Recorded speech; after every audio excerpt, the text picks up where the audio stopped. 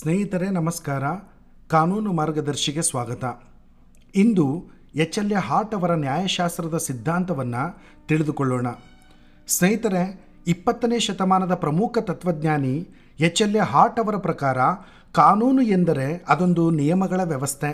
ಸ್ನೇಹಿತರೆ, ನಾವು ಇಂದು ಬಹಳಷ್ಟು ನಿಯಮಗಳನ್ನು ರಚನೆ ಮಾಡಿಕೊಂಡಿದ್ದೀವಿ. ಉದಾಹರಣೆಗೆ ಹೇಳೋದಾದರೆ ಟ್ರಾಫಿಕ್ ನಿಯಮಗಳು, ಅಪರಾಧಿಕ ನಿಯಮಗಳು, ಪರಿಸರದ ನಿಯಮಗಳು, ಪ್ರಕ್ರಿಯಾತ್ಮಕ ನಿಯಮಗಳು, ಆಟದ ನಿಯಮಗಳು, ವ್ಯಾಕರಣದ ನಿಯಮಗಳಾಗಿವೆ. ಇವುಗಳನ್ನೇ ಎಚ್.ಎಲ್.ಎ. ಹಾರ್ಟ್ ಅವರು ಕಾನೂನು ಎಂದರೆ ಅದೊಂದು ನಿಯಮಗಳ ವ್ಯವಸ್ಥೆ ಅಂತಂತೇಳಿ ಕರೀತಾರೆ. ಹಾರ್ಟ್ ಅವರ ಪ್ರಕಾರ ಕಾನೂನು ಕೇವಲ ಸಾರ್ವಭೌಮನಿಂದ ಬಂದ ಆಜ್ಞೆಗಳ ಸಮೂಹ ಅಲ್ಲ, ಬದಲಿಗೆ ಜನರ ನಡವಳಿಕೆಯನ್ನು ನಿಯಂತ್ರಿಸ್ತಕ್ಕಂಥ ನಿಯಮಗಳ ವ್ಯವಸ್ಥೆಯಾಗಿದೆ. ಸ್ನೇಹಿತರೆ, ಹಾರ್ಟ್ ಅವರ ಪ್ರಕಾರ ಜನರ ನಡವಳಿಕೆಗಳನ್ನು ನಿಯಂತ್ರಿಸಬೇಕಾದ್ರೆ ನಮಗೇನು ಬೇಕು? ಕಾನೂನಿನ ನಿಯಮಗಳು ಬೇಕಾಗತ್ತೆ. ಈಗ ನಾವೀಗ ಹೇಳಿರೋ ಹಾಗೆ ಟ್ರಾಫಿಕ್ ನಿಯಮಗಳಾಗಿರ್ಬೋದು, ಅಪರಾಧಕ್ಕೆ ಸಂಬಂಧಪಟ್ಟಿರೋ ಹಾಗೆ ನಿಯಮಗಳಾಗಿರ್ಬೋದು, ಪರಿಸರಕ್ಕೆ ಸಂಬಂಧಪಟ್ಟಿರ್ತಕ್ಕಂಥ ನಿಯಮಗಳಾಗಿರ್ಬೋದು. ಸೊ ಇಲ್ಲೆಲ್ಲ ಜನರ ನಡವಳಿಕೆಗಳನ್ನು ನಾವು ನಿಯಂತ್ರಣ ಮಾಡಬೇಕಾದ್ರೆ ನಮಗೇನು ಬೇಕು? ನಿಯಮಗಳು ಬೇಕಾಗತ್ತೆ. ಈ ನಿಯಮಗಳ ಸಮೂಹನೇ ಕಾನೂನು ಅಂತಂತೇಳಿ ಎಚ್.ಎಲ್.ಎ. ಹಾರ್ಟ್ ಅವರು ಕರೀತಾರೆ. ಸ್ನೇಹಿತರೆ, ಕಾನೂನಿನ ಮೂಲ ಉದ್ದೇಶವೇ ಜನರ ನಡವಳಿಕೆಗಳನ್ನು ನಿಯಂತ್ರಿಸ್ತಕ್ಕಂಥದ್ದಾಗಿದೆ.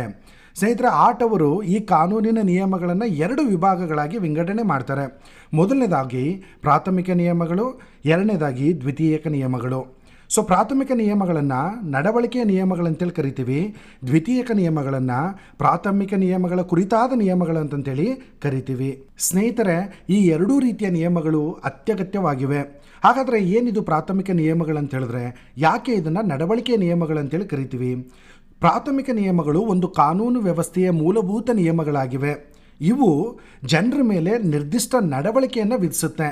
ಇವು ನೇರವಾಗಿ ಸಮಾಜದಲ್ಲಿನ ವ್ಯಕ್ತಿಗಳ ಕರ್ತವ್ಯಗಳು ಮತ್ತು ಬಾಧ್ಯತೆಗಳಿಗೆ ಸಂಬಂಧಪಟ್ಟಿವೆ. ಅಂದರೆ ಸ್ನೇಹಿತರೆ, ಪ್ರಾಥಮಿಕ ನಿಯಮಗಳು ಎಷ್ಟು ಮೂಲಭೂತ ಅಂತಂತ ಹೇಳಿದ್ರೆ ಇವುಗಳಿಲ್ಲದೇ ಸಮಾಜವನ್ನು ಕಲ್ಪಿಸೋದಕ್ಕೂ ಕೂಡ ಸಾಧ್ಯ ಇಲ್ಲ. ಇವು ಜನರ ಮೇಲೆ ಕೆಲವು ಕರ್ತವ್ಯಗಳನ್ನು ವಿಧಿಸುವ ಪ್ರಾಥಮಿಕ ನಿಯಮಗಳಾಗಿವೆ.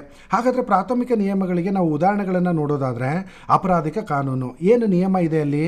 ಕೊಲೆ ಮಾಡುವುದು ಕಾನೂನು ಬಾಹಿರ. ಇದೊಂದು ಅಪರಾಧಿಕ ಕಾನೂನಿನ ನಿಯಮ. ಯಾಕೆ ಅಂದರೆ ಇದು ಒಂದು ನಿರ್ದಿಷ್ಟ ಕೃತ್ಯವನ್ನು, ಅಂದರೆ ಕೊಲೆ ಮಾಡೋದನ್ನು ನೇರವಾಗಿ ನಿಷೇಧ ಮಾಡುತ್ತೆ. ಇದು ವ್ಯಕ್ತಿಗಳ ಮೇಲೆ ಕೆಲವು ಕೃತ್ಯಗಳಲ್ಲಿ ತೊಡಗಬಾರದು ಎಂಬ ಕರ್ತವ್ಯವನ್ನು ವಿಧಿಸುತ್ತೆ. ಸ್ನೇಹಿತರೆ, ಭಾರತೀಯ ದಂಡ ಸಂಹಿತೆಯಲ್ಲಿ ಅಥವಾ ಈಗ BNSನಲ್ಲಿ ಇರ್ತಕ್ಕಂಥ ಅಪರಾಧಗಳ ಪಟ್ಟಿಗಳನ್ನು ನಾವೇನು ಮಾಡಿದ್ದೀವಿ, ಅವೆಲ್ಲವೂ ಕೂಡ ಏನಪ್ಪ ಅಂತ ಹೇಳಿದ್ರೆ ಪ್ರಾಥಮಿಕ ನಿಯಮಗಳು.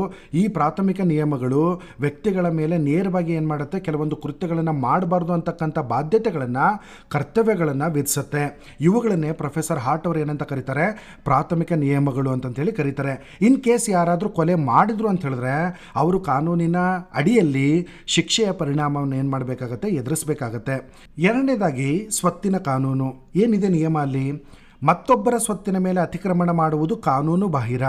ಇದು ನಡವಳಿಕೆಯನ್ನು ನಿರ್ಬಂಧಿಸುವ ಮತ್ತೊಂದು ಪ್ರಾಥಮಿಕ ನಿಯಮವಾಗಿದೆ. ಇದು ವ್ಯಕ್ತಿಗಳು ಅನುಮತಿ ಇಲ್ಲದೇ ಬೇರೆಯವರ ಭೂಮಿ ಅಥವಾ ಆಸ್ತಿಯನ್ನು ಪ್ರವೇಶ ಮಾಡೋದನ್ನು ಅಥವಾ ಬಳಸೋದನ್ನು ನೇರವಾಗಿ ನಿಷೇಧಿಸುತ್ತೆ. ಹೀಗಾಗಿ ಆಸ್ತಿ ಹಕ್ಕುಗಳ ರಕ್ಷಣೆಯನ್ನು ಖಚಿತಪಡಿಸುತ್ತೆ. ಸ್ನೇಹಿತರೆ, ನೀವು ಊಹೆ ಮಾಡಿ, ಈ ಪ್ರಾಥಮಿಕ ನಿಯಮಗಳಿಲ್ಲದೇ ನಾವು ಬದುಕೋದಕ್ಕೂ ಕೂಡ ಸಾಧ್ಯ ಇಲ್ಲ. ನಾವು ಎಲ್ಲೆಲ್ಲಿ ಹೋಗ್ತೀವೋ ಅಲ್ಲಲ್ಲಿ ಸ್ವತ್ತುಗಳನ್ನು ತೆಗೆದುಕೊಂಡು ಹೋಗೋದಕ್ಕಾಗೋದಿಲ್ಲ. ನಮಗೆ ನಮ್ಮ ಸ್ವತ್ತಿನ ರಕ್ಷಣೆ ಬೇಕಾಗತ್ತೆ. ಇದನ್ನೇ ಪ್ರೊಫೆಸರ್ ಎಚ್.ಎಲ್.ಎ. ಹಾರ್ಟ್ ಅವರು ಪ್ರಾಥಮಿಕ ನಿಯಮಗಳು ಅಂತಂತೇಳಿ ಕರೀತಾರೆ. ಮೂರನೇದಾಗಿ ಟ್ರಾಫಿಕ್ ನಿಯಮಗಳು. ಏನಿದೆ ನಿಯಮ ಅಲ್ಲಿ? ನಿಗದಿಪಡಿಸಿದ ವೇಗದ ಮಿತಿಗಿಂತ ಹೆಚ್ಚಿನ ವೇಗದಲ್ಲಿ ಚಾಲನೆ ಮಾಡ್ತಕ್ಕಂಥದ್ದು ಕಾನೂನು ಬಾಹಿರ. ಇದೊಂದು ಟ್ರಾಫಿಕ್ ರೂಲ್ಸ್. ಈ ಪ್ರಾಥಮಿಕ ನಿಯಮವು ಸುರಕ್ಷತೆಯನ್ನು ಖಚಿತಪಡಿಸ್ಕೊಳ್ಳೋದಕ್ಕೆ, ರಸ್ತೆಗಳಲ್ಲಿ ವೈಯಕ್ತಿಕ ನಡವಳಿಕೆಗಳನ್ನು ನಿಯಂತ್ರಿಸೋದಕ್ಕೆ ನಿರ್ದೇಶನ ಮಾಡಲಾಗಿದೆ. ಇದು ವಾಹನ ಚಾಲನೆ ಮಾಡಬೇಕಾದ್ರೆ ಚಾಲಕರು ನಿರ್ದಿಷ್ಟ ಮಿತಿಗಳನ್ನು ಅನುಸರಿಸುವಂತೆ ಒತ್ತಾಯಿಸುತ್ತೆ.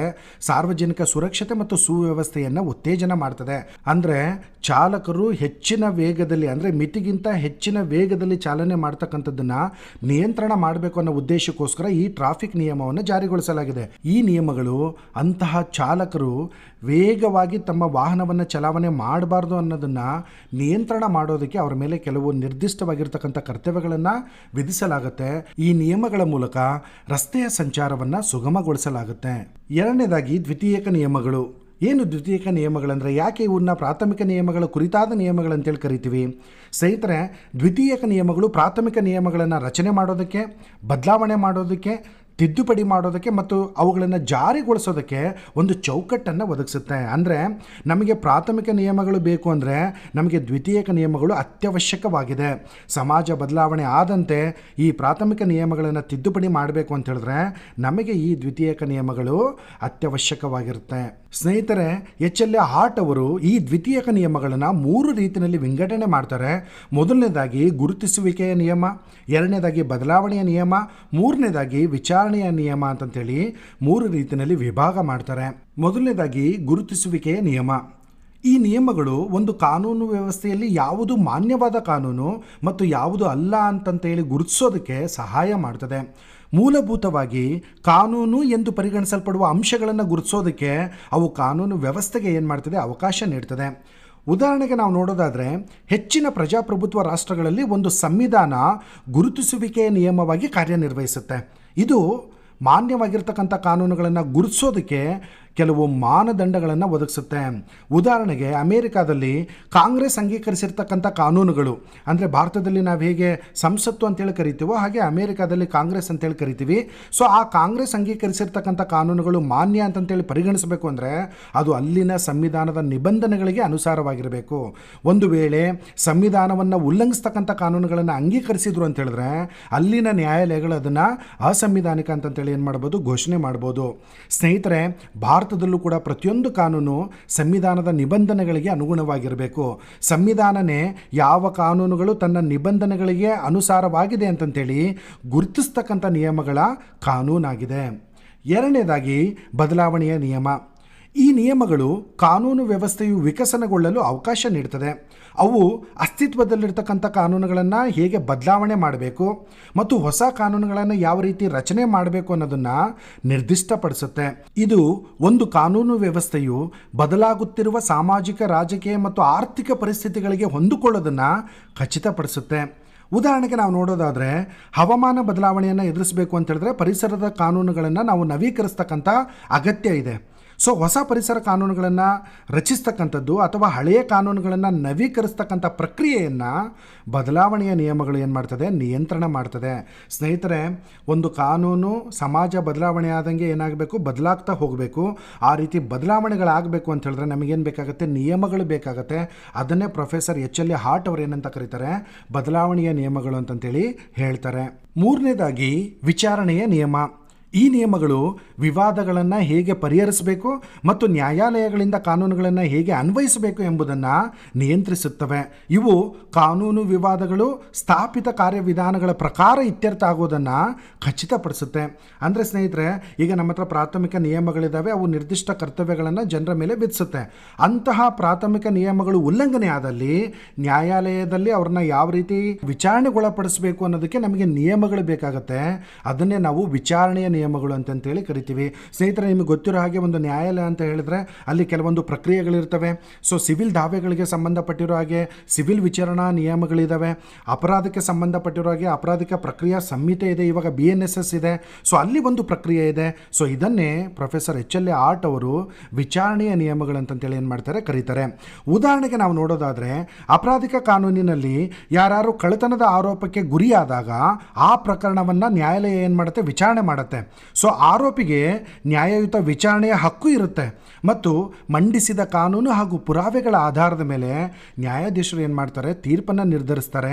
ಇದನ್ನು ನಾವು ಒಂದು ಪ್ರಕ್ರಿಯೆ ಅಂತೇಳಿ ಕರಿತೀವಿ. ಇದನ್ನು ನಾವು ವಿಚಾರಣೆಯ ನಿಯಮಗಳು ಅಂತಂತೇಳಿ ಕರಿತೀವಿ. ಇನ್ನೊಂದು ಉದಾಹರಣೆಯನ್ನು ಗಮನಿಸೋದಾದರೆ ಒಪ್ಪಂದದ ಉಲ್ಲಂಘನೆಗೆ ಸಂಬಂಧಿಸಿದ ಸಿವಿಲ್ ದಾವೆಯಲ್ಲಿ ಪ್ರಕರಣವನ್ನು ಸರಿಯಾದ ನ್ಯಾಯಾಲಯದಲ್ಲಿ ವಿಚಾರಣೆ ಮಾಡುವುದು, ಎರಡೂ ಪಕ್ಷಗಳಿಗೆ ತಮ್ಮ ಪ್ರಕರಣವನ್ನು ಮಂಡಿಸಲು ಅವಕಾಶ ನೀಡುವುದು ಮತ್ತು ನ್ಯಾಯಾಧೀಶರು ಕಾನೂನು ತತ್ವಗಳ ಆಧಾರದ ಮೇಲೆ ತೀರ್ಪು ನೀಡೋದನ್ನು ವಿಚಾರಣೆಯ ನಿಯಮಗಳು ಏನು ಮಾಡುತ್ತೆ, ಖಚಿತಪಡಿಸುತ್ತೆ. ಅಂದರೆ ಆ ಒಪ್ಪಂದದ ಷರತ್ತುಗಳೇನು, ಅವುಗಳನ್ನು ಯಾವ ರೀತಿ ವಿಚಾರಣೆ ಮಾಡಬೇಕು, ಸಾಕ್ಷಿಗಳನ್ನು ಯಾವ ರೀತಿ ನ್ಯಾಯಾಲಯದಲ್ಲಿ ಪ್ರೊಡ್ಯೂಸ್ ಮಾಡಬೇಕು, ಇದೆಲ್ಲದಕ್ಕೂ ಸಂಬಂಧಪಟ್ಟಿರೋ ಪ್ರಕ್ರಿಯೆಗಳಿದೆ.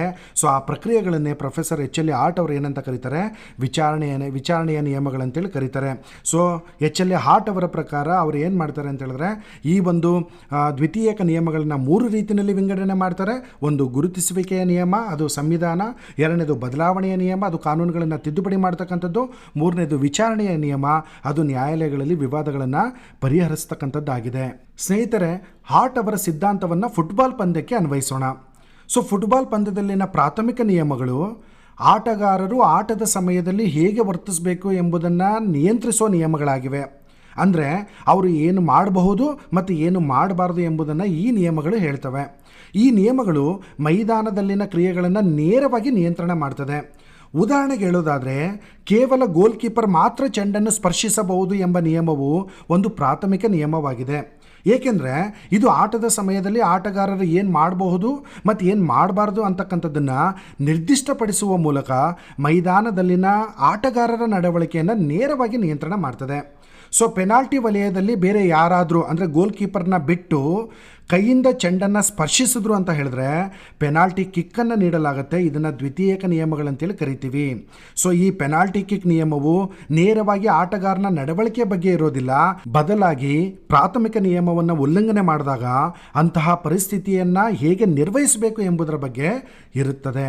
ಸ್ನೇಹಿತರೆ, ನಾವೀಗಾಗಲೇ ಹೇಳಿರೋ ಹಾಗೆ ದ್ವಿತೀಯಕ ನಿಯಮಗಳನ್ನು HLA ಹಾರ್ಟ್ ಅವರು ಏನು ಮಾಡ್ತಾರೆ, 3 ರೀತಿಯಲ್ಲಿ ವಿಂಗಡಣೆ ಮಾಡ್ತಾರೆ. ಮೊದಲನೇದಾಗಿ ಗುರುತಿಸುವಿಕೆಯ ನಿಯಮ, ಎರಡನೇದು ಬದಲಾವಣೆಯ ನಿಯಮ, ಮೂರನೇದು ವಿಚಾರಣೆಯ ನಿಯಮ.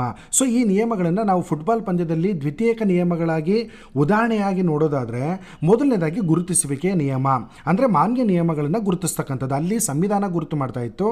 ಈ ಫುಟ್ಬಾಲ್ ಪಂದ್ಯದಲ್ಲಿ ಫಿಫಾ ಫುಟ್ಬಾಲ್ ಆಟದ ನಿಯಮಗಳು ಗುರುತಿಸುವಿಕೆಯ ನಿಯಮವಾಗಿ ಕಾರ್ಯನಿರ್ವಹಿಸ್ತವೆ. ಈ ಫಿಫಾ ನಿಯಮಾವಳಿಯು ಆಟಗಾರರು ಮತ್ತು ತಂಡಗಳು ಅನುಸರಿಸಬೇಕಾಗಿರ್ತಕ್ಕಂಥ ಮತ್ತು ಜಾಗತಿಕವಾಗಿ ಅಂಗೀಕರಿಸಲ್ಪಟ್ಟ ನಿಯಮಗಳ ಗುಂಪನ್ನು ಸ್ಥಾಪಿಸುತ್ತೆ. ಎರಡನೇದಾಗಿ ಬದಲಾವಣೆಯ ನಿಯಮ ಅಂದರೆ ಹೊಸ ನಿಯಮಗಳನ್ನು ಮಾರ್ಪಡಿಸ್ತಕ್ಕಂಥದ್ದು ಅಥವಾ ರಚಿಸ್ತಕ್ಕಂಥದ್ದು. ಈ ನಿಯಮವು ಫುಟ್ಬಾಲ್ ನಿಯಮಗಳನ್ನು ಹೇಗೆ ಮಾರ್ಪಡಿಸಬಹುದು ಅಥವಾ ಪರಿಚಯಿಸಬಹುದು ಎಂಬುದನ್ನು ಸೂಚಿಸುತ್ತೆ. ಫುಟ್ಬಾಲ್ ನಿಯಮಗಳಲ್ಲಿನ ಬದಲಾವಣೆಗಳನ್ನು, ಹೊಸ ಕಾನೂನುಗಳು ಅಥವಾ ಅಸ್ತಿತ್ವದಲ್ಲಿರುವ ಕಾನೂನುಗಳ ನವೀಕರಣಗಳನ್ನು ಫಿಫಾ ಅಥವಾ IFAB ಅಂತಹ ಆಡಳಿತ ಮಂಡಳಿಗಳು ಮಾಡ್ತವೆ. ಮೂರನೇದಾಗಿ ವಿಚಾರಣೆಯ ನಿಯಮ ಅಂದರೆ ವಿವಾದಗಳನ್ನು ಪರಿಹರಿಸ್ತಕ್ಕಂಥದ್ದು. ಇದು ನಿಯಮಗಳ ಅನ್ವಯದ ಬಗ್ಗೆ ಇರತಕ್ಕಂಥ ವಿವಾದಗಳನ್ನು ಯಾವ ರೀತಿ ಪರಿಹರಿಸಲಾಗುತ್ತೆ ಎಂಬುದನ್ನು ಒಳಗೊಂಡಿರುತ್ತೆ. ಸೊ ಫುಟ್ಬಾಲ್ನಲ್ಲಿ ರೆಫ್ರಿಗಳು ಮತ್ತು ಅಧಿಕಾರಿಗಳು ಆಟದ ಸಮಯದಲ್ಲಿ ನಿಯಮಗಳನ್ನು ವ್ಯಾಖ್ಯಾನ ಮಾಡೋದಕ್ಕೆ ಮತ್ತು ಜಾರಿಗೊಳಿಸೋದಕ್ಕೆ ಅಧಿಕಾರವನ್ನು ಹೊಂದಿರ್ತಾರೆ. ಇದ್ರ ಮೂಲಕ ಅವರು ಫೌಲ್ಗಳು, ಗೋಲ್ಗಳು ಮತ್ತು ಇತರ ವಿಷಯಗಳ ಬಗ್ಗೆ ನಿರ್ಧಾರಗಳನ್ನು ತೆಗೆದುಕೊಳ್ತಾರೆ. ಸೊ ಅಲ್ಲಿ ನ್ಯಾಯಾಲಯ ಇರ್ತಾ ಇತ್ತು. ವಿಚಾರಣೆಯ ನಿಯಮಗಳಲ್ಲಿ ಅವರು ಆ ಒಂದು ಪ್ರಕರಣವನ್ನು ವಿಚಾರಣೆ ಮಾಡ್ತಾ ಇದ್ರು. ಇಲ್ಲಿ ಆಟಕ್ಕೆ ಸಂಬಂಧಪಟ್ಟಾಗ ರೆಫ್ರಿಗಳಿರ್ತಾರೆ, ಬೇರೆ ಅಧಿಕಾರಿಗಳಿರ್ತಾರೆ. ಇವ್ರು ಏನು ಮಾಡ್ತಾರೆ, ಆ ಪ್ರಾಥಮಿಕ ನಿಯಮಗಳ ಉಲ್ಲಂಘನೆ ಆದಾಗ ರೆಫ್ರಿಗಳು ಏನು ಮಾಡ್ತಾರೆ, ವಿಚಾರಣೆಯನ್ನು ಮಾಡ್ತಾರೆ. ಸೊ ರೆಫ್ರಿಗೆ ಪೆನಾಲ್ಟಿ ಕಿಕ್ ನೀಡೋದಕ್ಕೆ, ಹಳದಿ ಅಥವಾ ಕೆಂಪು ಕಾರ್ಡ್ಗಳನ್ನು ಒದಗಿಸೋದಕ್ಕೆ ಮತ್ತು ಒಂದು ಘಟನೆಯ ಫಲಿತಾಂಶವನ್ನು ಅಂದರೆ ಗೋಲ್ ಮಾನ್ಯ ಆಗಿದೆಯೋ ಅಥವಾ ಇಲ್ಲವೋ ಎಂಬುದನ್ನು ನಿರ್ಧರಿಸೋದಕ್ಕೆ ಅವರಿಗೆ ಅಧಿಕಾರವನ್ನು ಕೊಟ್ಟಿರ್ತೀವಿ. ಸ್ನೇಹಿತರೆ, HLA ಹಾರ್ಟ್ ಸಿದ್ಧಾಂತದ ಟೀಕೆಗಳನ್ನು ನಾವು ನೋಡೋದಾದರೆ, ಮೊದಲನೇದಾಗಿ ಕಾನೂನು ಮತ್ತು ನೈತಿಕತೆಯ ಅಪೂರ್ಣ ವಿವರಣೆ. ಸ್ನೇಹಿತರೆ, ಹಾರ್ಟ್ ಅವರ ಸಿದ್ಧಾಂತವು ಕಾನೂನು ಮತ್ತು ನೈತಿಕತೆಯನ್ನು ಪ್ರತ್ಯೇಕಿಸುತ್ತೆ ಮತ್ತು ಕಾನೂನಿನ ಸಿಂಧುತ್ವವು ಅದರ ನೈತಿಕ ವಿಷಯವನ್ನು ಅವಲಂಬಿಸಿರುವುದಿಲ್ಲ ಎಂದು ಪ್ರತಿಪಾದನೆ ಮಾಡುತ್ತೆ. ಕಾನೂನುಗಳು ಸಾಮಾನ್ಯವಾಗಿ ಸಾಮಾಜಿಕ ಮೌಲ್ಯಗಳನ್ನು ಪ್ರತಿಬಿಂಬಿಸೋದ್ರಿಂದ ನೈತಿಕ ತತ್ವಗಳನ್ನು ಪರಿಗಣಿಸದೆ ಕಾನೂನನ್ನು ಸಂಪೂರ್ಣವಾಗಿ ಅರ್ಥ ಮಾಡ್ಕೊಳ್ಳೋದಕ್ಕೆ ಸಾಧ್ಯ ಇಲ್ಲ. ಸ್ನೇಹಿತರೆ, HLA ಹಾರ್ಟ್ ಅವರ ಪ್ರಕಾರ ಕಾನೂನಿಗೂ ಮತ್ತು ನೈತಿಕತೆಗೂ ಸಂಬಂಧನೇ ಇಲ್ಲ ಅಂತ ಹೇಳ್ತಾರೆ. ಆದರೆ ನೈತಿಕತೆ ಇಲ್ಲದೇ ಯಾವುದೇ ಕಾನೂನುಗಳು ಮಾನ್ಯ ಆಗೋದಿಲ್ಲ. ಪ್ರತಿಯೊಂದು ಕಾನೂನು ನೈತಿಕತೆಯನ್ನು ಹೊಂದಿರಬೇಕು ಅಂತಕ್ಕಂಥದ್ದು ಟೀಕಾಕಾರರ ಅಭಿಪ್ರಾಯ ಆಗಿದೆ. ಎರಡನೇದಾಗಿ ಗುರುತಿಸುವಿಕೆಯ ನಿಯಮ ಮತ್ತು ಸಾಮಾಜಿಕ ಸ್ವೀಕಾರ. ಸ್ನೇಹಿತರೆ, ಕಾನೂನು ವ್ಯವಸ್ಥೆಯಲ್ಲಿ ಯಾವುದು ಮಾನ್ಯ ಕಾನೂನು ಅಂತಂತೇಳಿ ಪರಿಗಣಿಸಬೇಕು ಎಂಬುದನ್ನು ಹಾರ್ಟ್ ಅವರ ಸಿದ್ಧಾಂತದಲ್ಲಿ ಗುರುತಿಸುವಿಕೆಯ ನಿಯಮಗಳು ಪ್ರಮುಖ ಪಾತ್ರ ವಹಿಸುತ್ತೆ. ಆದರೂ ವಿಮರ್ಶಕರು ಈ ನಿಯಮವು ಸಾಮಾಜಿಕ ಒಪ್ಪಿಗೆಯ ಮಹತ್ವವನ್ನು ಅತಿಯಾಗಿ ಒತ್ತಿ ಹೇಳುತ್ತೆ ಮತ್ತು ಯಾವ ನಿಯಮಗಳನ್ನು ಮಾನ್ಯವೆಂದು ಗುರುತಿಸಬೇಕು ಅಂತ ಹೇಳಿ ನಿರ್ಧಾರ ಮಾಡೋದ್ರಲ್ಲಿ ಸರ್ಕಾರದ ಪಾತ್ರವನ್ನು ಸಂಪೂರ್ಣವಾಗಿ ಏನು ಮಾಡುತ್ತೆ, ನಿರ್ಲಕ್ಷ್ಯ ಮಾಡ್ತದೆ. ಸೊ ಇದರ ಆಧಾರದ ಮೇಲೆ ಹಾರ್ಟ್ ಅವರ ಸಿದ್ಧಾಂತವನ್ನು ಏನು ಮಾಡ್ತಾರೆ, ಟೀಕೆ ಮಾಡ್ತಾರೆ. ಮೂರನೇದಾಗಿ ಸ್ಥಿರತೆಯ ಮೇಲೆ ಅತಿಯಾದ ಒತ್ತು. ಹಾರ್ಟ್ ಅವರ ಸಿದ್ಧಾಂತವು ಕಾನೂನು ವ್ಯವಸ್ಥೆ ಮತ್ತು ಅದರ ನಿಯಮಗಳ ಸ್ಥಿರತೆಯ ಮೇಲೆ ಅತಿಯಾಗಿ ಕೇಂದ್ರೀಕೃತವಾಗಿದೆ. ಇದು ಸಾಮಾಜಿಕ ಬದಲಾವಣೆಗೆ ಕಾನೂನು ವ್ಯವಸ್ಥೆಗಳು ಹೇಗೆ ಹೊಂದ್ಕೊಳ್ತದೆ ಎಂಬುದನ್ನು ವಿವರಿಸೋದಕ್ಕೆ ಕಷ್ಟಕರವಾಗಿಸುತ್ತೆ. ಉದಾಹರಣೆಗೆ ನಾವು ನೋಡೋದಾದರೆ, ನಾಗರಿಕ ಹಕ್ಕುಗಳು, ಲಿಂಗ ಸಮಾನತೆ ಮತ್ತು ಪರಿಸರ ಸಂರಕ್ಷಣೆಯಂತಹ ಸಾಮಾಜಿಕ ಚಳುವಳಿಗೆಯ ಪ್ರತಿಕ್ರಿಯೆಯಾಗಿ ಕಾನೂನು ಹೇಗೆ ವಿಕಸನಗೊಳ್ಳುತ್ತೆ ಅಂತಕ್ಕಂಥದ್ದನ್ನು ಈ ಸಿದ್ಧಾಂತ ವಿವರಿಸೋದಿಲ್ಲ. ಹಾಗಾಗಿ ಟೀಕಾಕಾರರು ಏನು ಮಾಡ್ತಾರೆ, ಈ ಒಂದು ಸಿದ್ಧಾಂತವನ್ನು ಟೀಕೆ ಮಾಡ್ತಾರೆ. ನಾಲ್ಕನೇದಾಗಿ ನಿಯಮಗಳ ಮೇಲಿನ ಅತಿಯಾದ ಅವಲಂಬನೆ. ಸ್ನೇಹಿತರೆ, ಕೆಲವು ವಿಮರ್ಶಕರು ವಿಶೇಷವಾಗಿ ಕಾನೂನು ನೈಜತಾವಾದ ಮತ್ತು ಸಮಾಜಶಾಸ್ತ್ರೀಯ ನ್ಯಾಯಶಾಸ್ತ್ರದ ಹಿನ್ನೆಲೆಯವರು ಹಾರ್ಟ್ ಸಿದ್ಧಾಂತವು ಕಾನೂನು ನಿಯಮಗಳ ಔಪಚಾರಿಕ ರಚನೆಯ ಮೇಲೆ ಹೆಚ್ಚು ಒತ್ತು ನೀಡುತ್ತೆ ಅಂತಂತೇಳಿ ವಾದಿಸ್ತಾರೆ. ನ್ಯಾಯಾಧೀಶರ ವಿವೇಚನೆ, ಸಾಮಾಜಿಕ ಆಚರಣೆಗಳು ಮತ್ತು ಕಾನೂನು ನಿರ್ಧಾರಗಳ ನಿಜ ಜೀವನದ ಪರಿಣಾಮಗಳಿಂದ ಕಾನೂನು ಪ್ರಭಾವಿತವಾಗಿರುತ್ತೆ ಅಂತಂತೇಳಿ ಕಾನೂನು ನೈಜತಾವಾದಿಗಳು ಒತ್ತಿ ಹೇಳ್ತಾರೆ. ಸೊ ಪ್ರಾಯೋಗಿಕವಾಗಿ ಕಾನೂನುಗಳನ್ನು ಹೇಗೆ ಅನ್ವಯಿಸಬೇಕು ಎಂಬುದನ್ನು ಹಾರ್ಟ್ ಅವರ ಸಿದ್ಧಾಂತದ ನಿಯಮಗಳು ಏನು ಮಾಡೋದಿಲ್ಲ, ಸಾಕಷ್ಟು ವಿವರಣೆ ಮಾಡೋದಿಲ್ಲ ಅಂತಂಥೇಳಿ ಈ ಒಂದು ಸಿದ್ಧಾಂತವನ್ನು ಏನು ಮಾಡ್ತಾರೆ, ಟೀಕೆ ಮಾಡ್ತಾರೆ. 5ನೇದಾಗಿ, ನ್ಯಾಯವನ್ನು ಪರಿಹರಿಸುವಲ್ಲಿ ವೈಫಲ್ಯ. ಸ್ನೇಹಿತರೆ, ಹಾರ್ಟ್ ಸಿದ್ಧಾಂತವು ನ್ಯಾಯದ ಕುರಿತು ಸಮಗ್ರ ಸಿದ್ಧಾಂತವನ್ನು ಒದಗಿಸೋದಿಲ್ಲ. ವಿಮರ್ಶಕರ ಪ್ರಕಾರ ಕಾನೂನಿನ ಸಿಂಧುತ್ವ ಮತ್ತು ಕಾನೂನು ವ್ಯವಸ್ಥೆಗಳ ರಚನೆ ಮೇಲೆ ಗಮನ ಹರಿಸಿದ್ರೂ ಕೂಡ ಕಾನೂನು ಸಿದ್ಧಾಂತದಲ್ಲಿ ನ್ಯಾಯದ ಪರಿಕಲ್ಪನೆಯನ್ನು ಬಹುಮಟ್ಟಿಗೆ ನಿರ್ಲಕ್ಷಣೆ ಮಾಡ್ತಾರೆ. ಒಂದು ಕಾನೂನು ನ್ಯಾಯಯುತವಾಗಿರುವುದು ಹೇಗೆ ಅಥವಾ ಕಾನೂನು ವ್ಯವಸ್ಥೆಗಳು ನ್ಯಾಯಸಮ್ಮತತೆಯನ್ನು ಹೇಗೆ ಖಚಿತಪಡಿಸುತ್ತವೆ ಎಂಬ ವಿಷಯಗಳು ಹಾರ್ಟ್ ಅವರ ಸಿದ್ಧಾಂತದಲ್ಲಿ ಚರ್ಚಿಸಲ್ಪಟ್ಟಿಲ್ಲ.